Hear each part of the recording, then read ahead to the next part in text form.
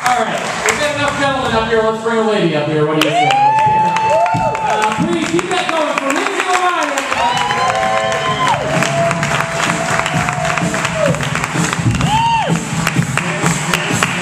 What's up, bitches?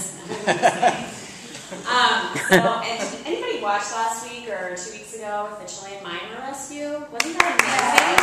It was so great. I mean, these guys, for those of you who've been living under a rock and didn't know, there were 33 men who were trapped half a mile underground in a Chilean mine for 69 days. And everybody thought they were dead for the first 17 days, but then they made contact, and the work began to try to get them out. And so it was amazing and so heartwarming to see these families being reunited. The Chilean government allowed 2 visitors or guests for each miner, and because of the communication, they could tell who they wanted to be there. And so some people brought their sons and daughters or their wives. Just that one guy, I think you know who I'm talking about, that one guy who had his wife and his mistress. Who he was married for 28 years, and the 2 did not know about each other, at least the wife didn't know, until they were at a vigil, and they were both crying, "Oh, Dios mío," like, you know, and they were like, "Wait a minute, what are you talking about? That's my husband." And, yeah, and so the word got down to him, and, you know, he's like, "I don't want to come out of here, this is going to be bad." But, he did have to ask that both women be there, and the wife was like, no, not happening.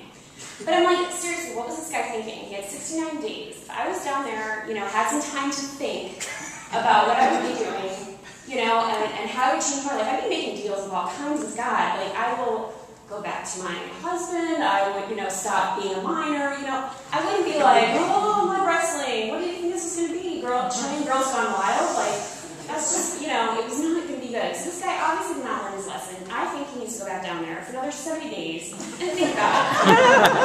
That's just not okay. So I found out this week that one of my good friends who I think is here, Michelle, got engaged today, or this week.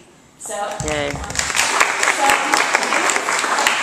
fantastic. A lot of my friends are all married and getting engaged, and that's just really great. I'm happy for them. But I know that that's not going to happen for me, and here's why. When I was a child, I would read obituaries in junior high. Oh, come on, some of you guys did too. And I would think to myself, when I see a young man who had died, I think, oh my God, that is so sad. What if that was my husband? What if that was the one person that I was supposed to spend the rest of my life with? And now I'm going to be alone and single for the rest of my life because somebody couldn't float and somebody couldn't bother to wear a helmet. So thank you for that. Last week I went for a massage at a Gold Coast spa. And you know, when you go in for a massage, they have you fill out all this paperwork, and a lot of it's like, hey, you know, put down the medications here, list, you know, any kind of ailments you have. We're not doctors. So if you have a real condition, go see a doctor. You know, fill out the paperwork, get to the last page, and there's a contract.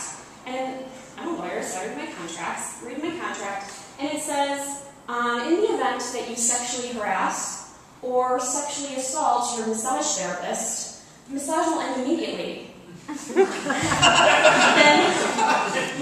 the interesting thing is that the only masseuse is a male masseuse, and then it continues, and if you do these actions, you will be held responsible for paying the full price of the massage and gratuity. So that raised the question, what is the going rate for sexual harassment and or assault? You know, would it be 18%? If I get a grab, is it going to be 25% bump up? So the thing is, I know one thing, I do not want to be seen as a cheapskate or a bad tipper.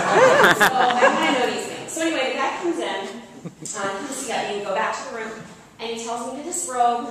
Obviously he leaves, he comes back, I'm under the sheet, and he turns the lights down, turns on the romantic music, and then he starts lighting candles around the room. So I'm like, this is a little odd for the sexual harassment / assault that will not be taking place. Why are you setting the scene for this? So, you know, I'm just kind of like, this is interesting. And so then he tells me to spread my legs, which I've had a lot of massages, and I've never had a man tell me to spread my legs. And so apparently he wanted to give me a deep stretch. But I was looking off, and he goes, oh, you know, he's like, relax, you're really tense. It's like, well, no shit. You're telling me you're gonna sue me if I touch you or say something wrong, or you're telling me to spread my legs. Like, this is weird. So, you know, he tells me to flip over, and then I'm like, yeah, this is me. I'm still, you know, still under the sheets, still not sexually harassing or assaulting you. Don't sue me. So anyway, I don't think I'll be going back to that place, but